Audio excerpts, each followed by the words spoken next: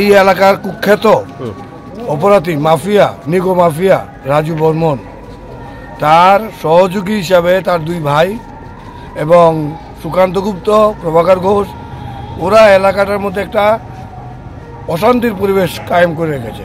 তারা বিভিন্নভাবে এলাকার বাইরের থেকে বহিরাগত লোক এনে এলাকায় একটা অশান্তির পরিবেশ সৃষ্টি করছে, কাউকে ধমকাচ্ছে, যেরকম বাইরে থেকে কামরুল না কে এরকম কিছু মাফিয়া এনে ওরা এলাকার মধ্যে একটা অশান্তির পরিবেশ সৃষ্টি করেছে।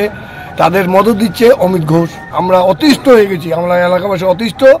থানাকে জানিয়েছি, সংগঠনকে জানিয়েছি, অনেকবার জানিয়েছি, কোনো আমরা এত ভালো রেসপন্স পাইনি। কি গুপ্ত কারণে আমরা এতটুকু সহযোগিতা পাইনি তা আমরা বলতে পারছি না। গুপ্ত কারণ তো আপনারা সবাই বোঝেন, কিন্তু কিছু পুলিশ মনে হয় তারা অর্থনৈতিকভাবে কিছু লেনদেন হয়েছে, তার জন্য হতে পারে।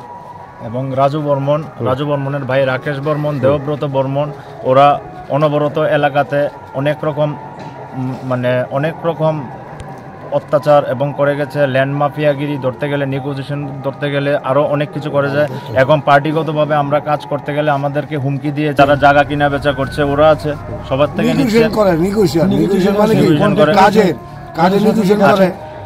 আর কেউ যদি